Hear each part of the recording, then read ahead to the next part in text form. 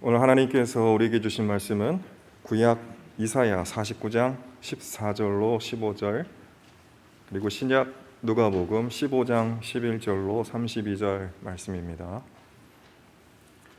먼저 구약의 말씀 이사야 49장 14절로 15절 말씀을 제가 받들어 읽겠습니다. 제가 말씀을 봉독할 때에 하나님의 계시의 음성을 들으실 수 있게 되기를 바랍니다.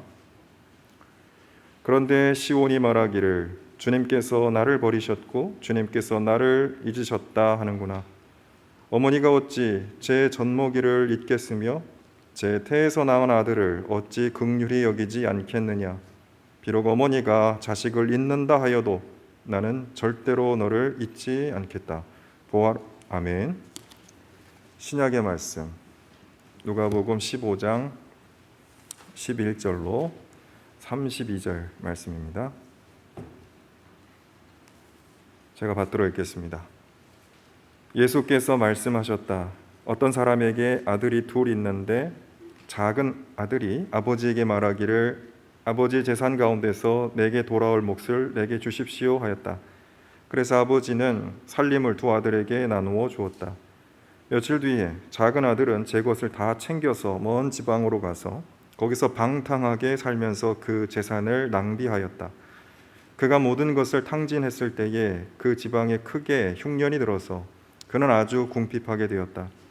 그래서 그는 그 지방의 주민 가운데 한 사람을 찾아가서 몸을 위탁하였다.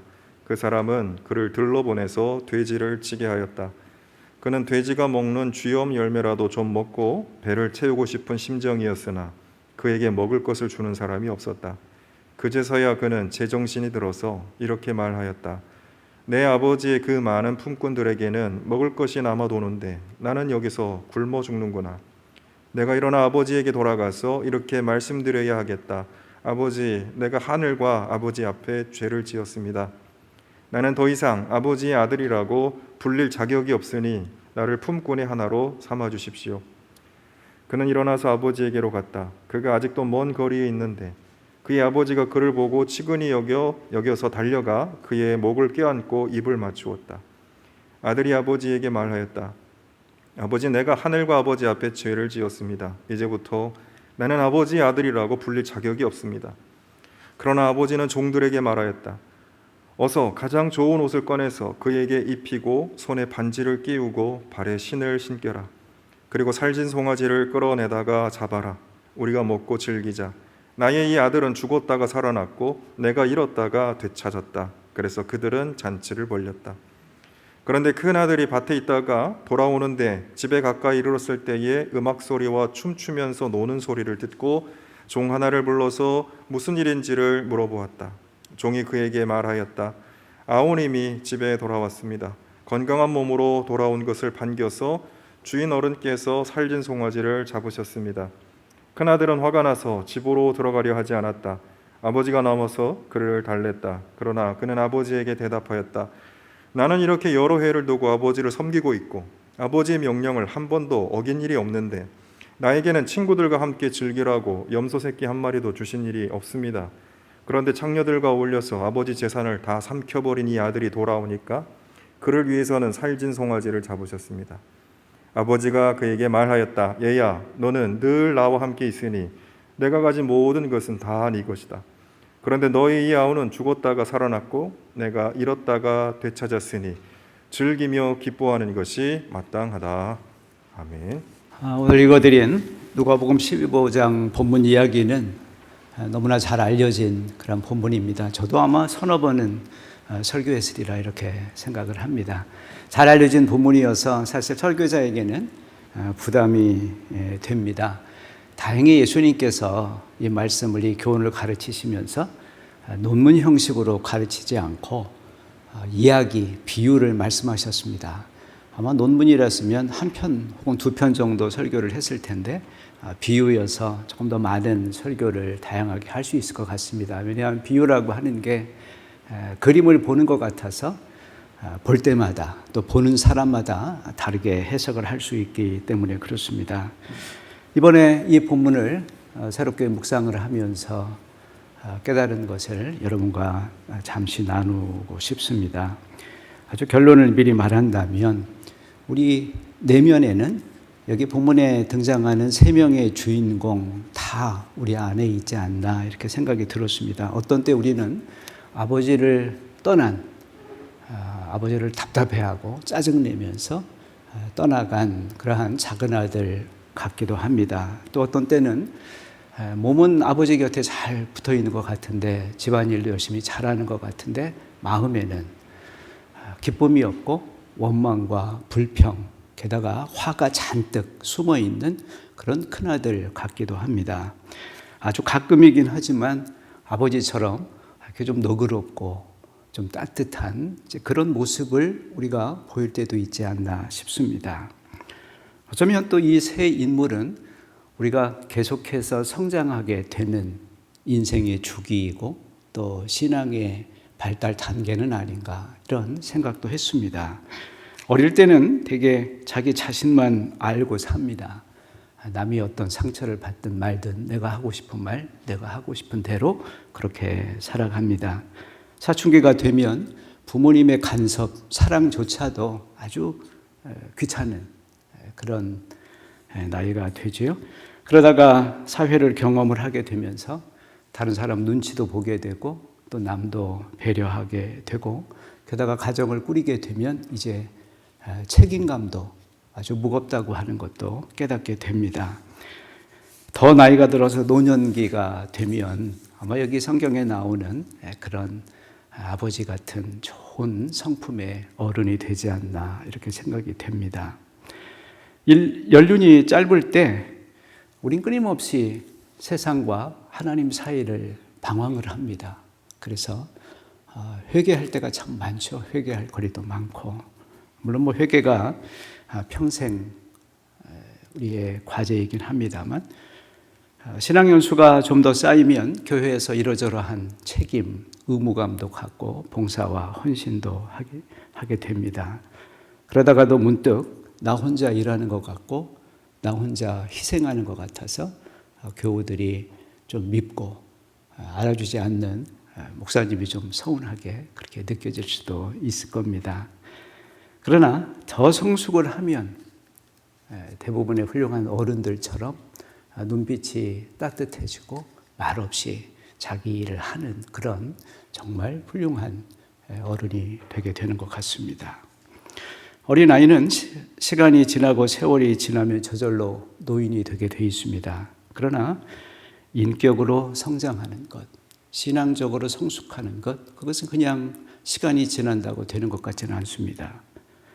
실제로 몸은 어른이지만 마음은 아직 어린아이에 머물러 있는 그러한 어른 아이, 그런 혹은 어린 어른, 그런 모습도 우리 사회엔, 우리 주변엔 있는 걸 발견합니다. 우리가 영적으로 더 성장하려면 혹시 유아기에서 아동기를 거쳐 또 중장년기를 거쳐 마침내 어른에 이르기까지 그렇게 성장하려면 각 단계별로 우리에게 주어진 그런 발달 과제를 잘 수행을 해야만 할 것 같습니다. 첫 번째, 작은 아들이 완수해야 할 발달 과제가 있으면 무엇일까요? 저는 그것을 회개다 이렇게 생각을 했습니다. 아버지가 귀찮아서 집을 뛰쳐나가긴 했지만 막상 갈 곳이 없어서 방황을 합니다. 혼자서 얼마든지 잘할 수 있습니다. 큰 소리를 쳤지만 그의 결말은 참 초라했습니다. 본문은 아버지를 떠나간 우리 인간의 삶의 현실을 몇 가지 단어로 이렇게 표현해 주는데요. 허랑방탕했다, 낭비했다, 탕진했다, 그리고 궁핍했다. 그렇게 되어 있습니다. 16절을 보면 돼지 먹는 쥐업 열매로 배를 채우고자 하되 주는 사람이 없었다. 그렇게 말하고 있습니다. 당시 유대인이 혐오하는 동물이 돼지였는데 그 돼지보다 못한 존재로 전락을 했으니까 그 인생이 얼마나 비참한 그런 삶이 되었습니까? 우리가 경험하는 막다른 골목들, 인생의 바닥 경험, 그것들은 때로 우리가 하나님 앞에서 누구인지 혹은 내가 가는 길을 제대로 가고 있는지 혹은 내가 하나님 앞에서 지금 바로 살아가는지 그것들을 돌아보게 하는 좋은 계기가 되기도 합니다. 17절에 스스로 돌이켜 이렇게 표현을 했는데 개역성경 번역을 보면 제정신이 들었다 그렇게 했습니다. 아직 여물지 않은 정신이 들었다고 할 수도 있겠고 아니면 떠나간 정신이 세상에 팔렸던 정신이 다시 돌아왔다 이렇게 표현도 할 수가 있겠습니다. 이것을 우리가 회개하는 과정으로 볼 수 있겠죠. 작은 아들은 회개하는 데서 우리가 배워야 할 두 가지 중요한 교훈을 가르쳐 줍니다. 첫 번째는 우리가 사죄해야 할 대상이 둘이라고 하는 것. 하나님은 내 행동으로 상처를 받은 아버지, 또 하나는 나를 사랑하시고 신뢰하시고 또 내게 상처받은 그 아버지, 내 아버지도 사랑하시는 그 하나님에 대한 잘못. 그런 점에서 사실 이 작은 아들의 회개는 참 잘된 회개다. 그래서 잘못된 회개도 뭐 있고 잘된 회개가 있겠냐 하겠습니다만 우리가 배워야 될 회개다 이렇게 생각을 합니다. 18절을 보면 이렇게 말하죠. 아버지, 제가 하늘과 아버지께 죄를 지었습니다. 작은 아들은 아버지에게 준 상처를 잊지 않았습니다. 동시에 자기의 행동이 자기를 신뢰하셨던 하나님, 또 아버지를 여전히 사랑하시는 그 하나님을 또 상처를 준 그 하나님을 배신한 그런 데 대한 잘못으로 고백을 하고 있습니다. 여러분이 벌써 오래전 보셨겠습니다만 배우 전도연 씨가 그 연기를 했던 밀양이라고 하는 영화를 아실 줄 압니다. 하나밖에 없는 아들, 그 아들을 동네 학원장이 살해를 합니다. 깊은 슬픔 속에 교회를 다니게 되고 나중에는 이 학원장을 용서해야 되겠다 생각해서 감옥을 찾아갑니다. 그런데 정말 충격적이었습니다. 자기한테 죽여달라고 해도 모자랄 판에 이 학원장은 아주 평안한 모습으로 이렇게 고백을 합니다. 감방에서 하나님을 만났고 제가 죄를 용서받아서 이제 마음의 평화를 얻었습니다. 그렇게 이야기를 합니다. 이 여주인공이 절규하면서 하나님을 삿대질합니다. 그리고 교회의 회방꾼으로 돌변합니다. 이 여인의 외침은 이것이었습니다. 내가 용서할 권리, 내 권리를 하나님 당신이 뭔데 빼앗아 갔습니까? 사실을 말하자면 하나님이 용서의 권리를 빼앗아 간 것이라기보다는 어쩌면 우리가 하나님 핑계를 대면서 제대로 사죄를 하지 않았다. 그렇게 표현해야 될 것입니다. 이 아들이 보여준 참된 회개의 과정은 어떤 대가든지 지불하겠다고 하는, 어떤 것도 감수하겠다고 하는 그런 각오였습니다. 같은 18절을 보면 아버지, 이제 아버지라고 할 수 없으니 차라리 품꾼 가운데 한 사람으로 대해 주십시오. 그렇습니다. 용서는 내 권한이 아니라 내게 상처 입은 사람의 권한입니다. 나를 용서해 줄지 안 할지 그것은 전적으로 그 사람의 권리입니다. 그렇기 때문에 내가 용서받을지 하는 것은 그에게 달려있기 때문에 사죄를 청하는 사람은 무슨 일이든 하겠다고 하는 그러한 각오가 필요합니다. 오늘은 또 다른 영화 한 편을 더 소개하게 됩니다. 로버트 드 니로가 연기를 했던 미션이라고 하는 그 영화 여러분이 기억하실 줄 압니다. 거기에 노예 사냥꾼이었던 그 주인공 로드리고 멘도자라고 하는 주인공이 나옵니다. 나중에 잘못을 깨달았습니다. 자신이 노예 상들에게 팔아먹었던 과라니족 그 원주민 마을로 찾아갑니다. 그 이과수 폭포를 오르는 아주 험한 죽음을 각오한 맨몸으로도 올라가기 어려운 그 폭포를 가득 짐을 큰 그물에다가 수많은 짐을 지고 그거를 끙끙끙끙 메고 올라갑니다. 원주민들이 그가 끌고 온 그물망을 보고 칼로 그 그물망을 찢어서 폭포 밑으로 다시 흘러가게 버려둡니다. 여러분, 크든 작든 누군가로부터 상처를 받고 그 상처 때문에 고통을 당해본 적이 있으십니까? 그 사람 때문에 너무 화가 나서 밤잠을 설치신 기억이 혹시 있으십니까? 용서는 굉장히 무거운 단어입니다. 결코 쉬운 일도 아닙니다. 우리 모두가 상처를 받으면 복수하고 싶은 거, 그게 우리의 인간의 본성입니다. 그런데 남을 용서한다고 하는 건 그 인간의 본성을 억누리고 내가 또 한 번 상처를 받을 수 있다고 하는 그 엄청난 위험을 감수하는 일입니다. 한국교회는 죄 용서를 너무 쉽게, 너무 가볍게 생각하는 것은 아닐까? 이 강단에서 너무나 쉽게 용서를 선포하는 것은 아닐까? 예수님 믿으면 무조건 용서를 받는다고 합니다. 무조건 천국에 갈 수 있다고 합니다.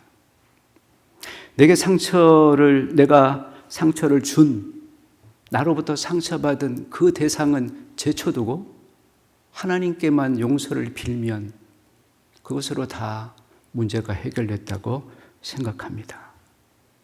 그거는 셀프 용서입니다. 아직 우리를 자유케 하는 참 용서일 수가 없습니다.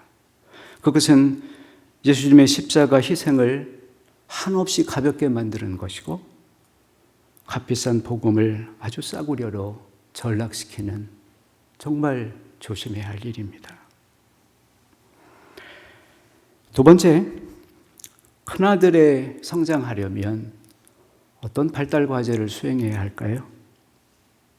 그것은 아버지와의 관계를 인격적으로 만드는 것은 아닐까. 막 일터에서 돌아온 큰아들은 음악소리, 음식 냄새에 화를 냈습니다. 그리고 잔치에 참여하는 것을 거부했습니다. 왜 화를 냈을까요? 그 답의 실마리는 아버지를 대하는 태도에서 읽을 수 있습니다. 29절 본문에 이렇게 불평을 하죠. 정확히는 화를 내고 있습니다. 아버지, 전 여러 해 동안 아버지를 섬겼습니다. 종처럼 살았습니다. 그런데 아버지는 나를 위해서, 친구들을 위해서 염소 새끼 한 마리 잡은 적이 없습니다. 여기 주목할 문장이 있습니다.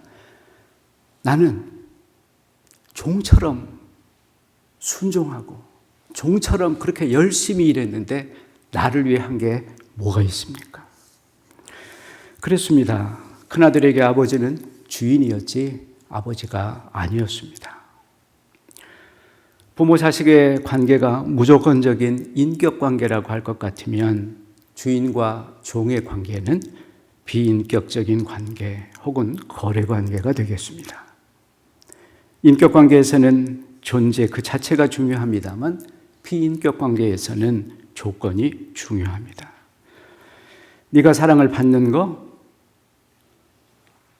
그것은 부모 말을 잘 듣는 아이이기 때문에, 공부를 잘하는 학생이기 때문에, 또 업무에 유능한 직원이기 때문에 세상은 늘 우리에게 사랑의 조건을 제시하고 또 우리가 사랑받기 위해서는 그럴 만한 자격과 우리가 그럴 만한 가치가 있는 존재를 끊임없이 증명하라고 요구합니다. 혹시 우리의 신앙도 이런 비인격 관계로 전락할 때는 없습니까? 하나님을 아버지가 아니라 주인으로 생각할 때, 그럴 때 우리의 신앙은 큰아들처럼 기쁨은 사라집니다. 대신 원망과 불평과 그리고 내면 깊숙이에 하나님을 향한 분노심이 자라나기 시작합니다. 베다니 마을에 나사로 가정, 예수님이 자주 들으셨던 것 같습니다. 마르타, 마리아 자매. 어느 날 예수님이 방문하자 마르타가 분주해졌습니다. 할 일은 많았고 손은 모자라고. 그래서 예수님 발치에 앉아있는 동생에게 화가 났습니다. 그리고 자기 처지를 알아주지 못하는 예수님에게도 화가 났습니다. 마르타는 혹시 예수님을 친구라고 생각하기보다는 자기가 대접을 해야만 되는 손님으로 생각한 것은 아니었을까? 예수님이 이렇게 말씀을 하십니다. 마르타야, 네 마음이 여러 가지 일로 분주하구나. 음식 상만도 고마운 일이지만 지금 나와 함께 마음을 나누는 것은 그것만큼이나 더 중요한 일이다. 아니, 어쩌면 그것이 나와 함께 마음을 나누는 것이 음식 대접보다도 더 중요할 수도 있겠다. 불같이 화를 내며 잔치를 거부하는 큰아들을 맞이하러 아버지가 문 밖으로 나오십니다. 그리고 이렇게 타이르십니다. 얘야, 너 왜 그러니? 넌 나와 함께 평생을 같이 있었고 또 내 것은 다 네 것이지 않니? 그런데 왜 너는 그것을 누리지 못하는 거니?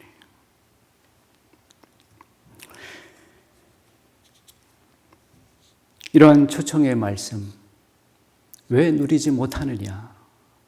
그거에 대한 예수님의 말씀은 요한계시록 3장에도 다시 반복되고 있습니다. 볼지어다 내가 문 밖에 서서 두드리노니 누구든지 문을 열면 내가 그에게로 들어가 그로 더불어 먹고 그는 나로 더불어 먹으리라. 이 구절은 라오디게아 교회를 향해서 한 말씀으로 되어 있습니다. 그 교회는 겉으로 풍요로웠습니다.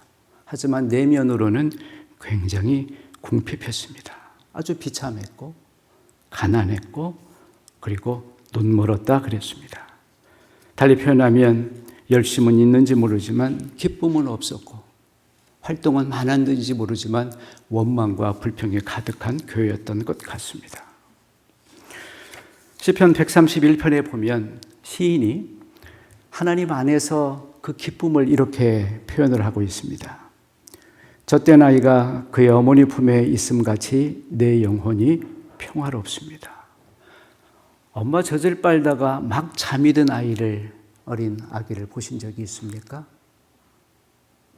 아주 만족스러운, 아주 평안하고 고요한, 어쩌면 그것이 주님 안에 살아가는 신앙 생활을 하는 우리들이 누려야 될 평안함이고 우리가 보여야 할 그러한 고요함 아닐까 이런 생각이 듭니다.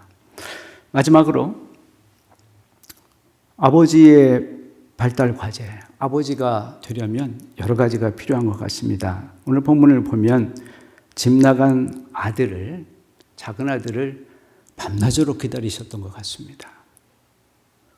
또 집에 있지만 아버지의 마음을 전혀 이해하지 못하고 공감하지 못하는 큰아들도 빨리 집으로 좀 들어왔으면 그래 또 기다리고 계십니다. 누군가를 강제하지 않고서 기다려주는 것, 그것은 고통스러운 것입니다. 아버지는 또한 아들을 용서하십니다. 얼마나 괘씸합니까? 버르장머리 없는, 싸가지도 없고 또 큰아들은 인정머리도 없는 그들을 다 아버지는 용서하십니다. 누군가를 기다리게 하는 그 기다리는 고통을 견디게 하고 또 상처를 받았음에도 불구하고 용서할 수 있는 힘, 그것은 어디로부터 오는 것일까?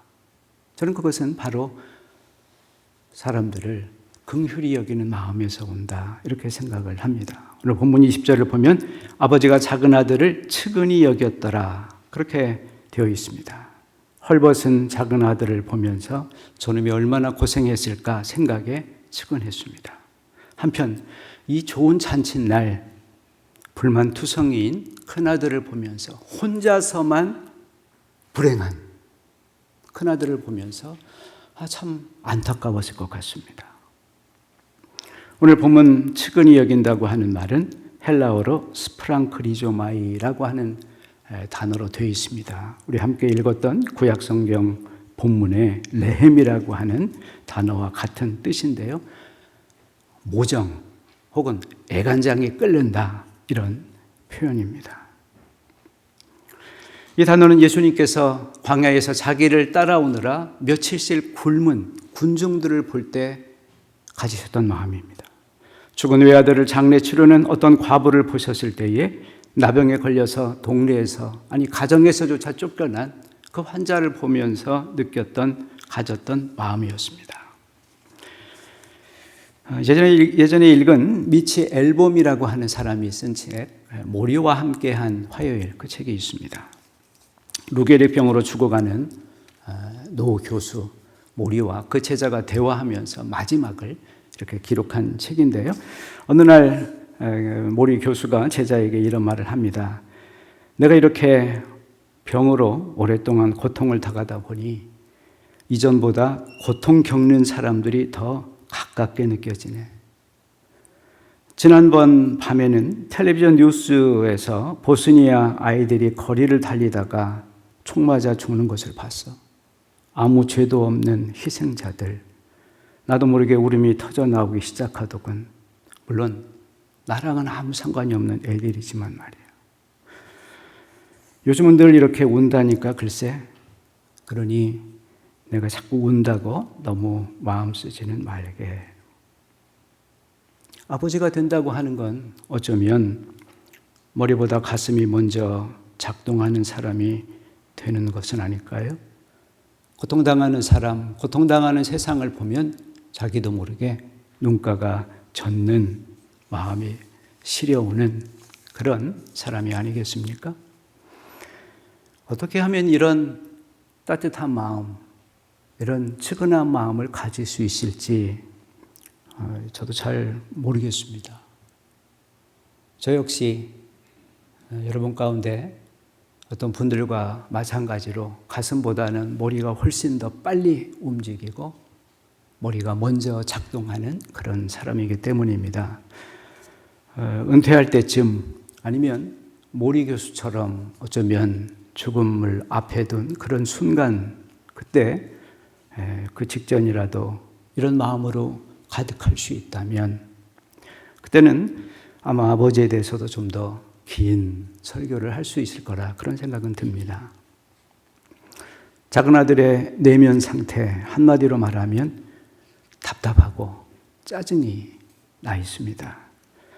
큰아들은 원망과 불평에 아주 화가 나 있습니다. 반면 아버지의 내면은 촉촉히 젖어 있습니다. 여러분은 지금 어떤 마음의 상태이십니까? 어쩌면 그 마음의 상태가 우리의 영적 상황 혹은 영적 수준을 말해주는 것은 아닐까. 높이뛰기 선수들이 자기 기록을 1cm 올리는데 약 4년이 걸린다고 합니다. 우리가 영적으로 성장하는 건 아마 그것보다 훨씬 더 어려운 일이 아닐까. 이번 한 주간도 우리가 늘 하나님 앞에서 자신을 돌아보면서 남에게 상처를 주지 않게 하기 위해서 노력을 하고 상처 준 일에 대해서 하나님 앞에서만 아니라 용기 있게 그 사람 앞에서도 사죄하며 살았으면 좋겠습니다. 우리가 이미 교회 생활을 하고 신앙 생활을 한다면 의무감, 책임감, 그래서 늘 힘들어하지 말고 정말 기쁨으로 기꺼이 잔치에 참여하는 마음으로 그렇게 신앙생활 할 수 있으면 좋겠습니다. 그런 노력을 하다 보면 어느 날 우리도 어느 한 구석 아주 조금이라도 아버지를 닮아 있지 않을까, 하나님의 모습을 우리도 우리 것으로 만들어 갈 수 있지 않을까 이렇게 생각을 합니다. 기도하십시다. 주님, 오늘 우리가 어떤 처지에 있든 하나님 앞에서 늘 자신을 새롭게 돌아보게 하시고 또 우리 안에 주님 품 안에 누리는 주님의 풍성함을 누리는 그러한 복된 삶이 이번 한 주간도 계속 되게 도와주시옵소서. 예수님의 이름으로 기도하였습니다. 아멘.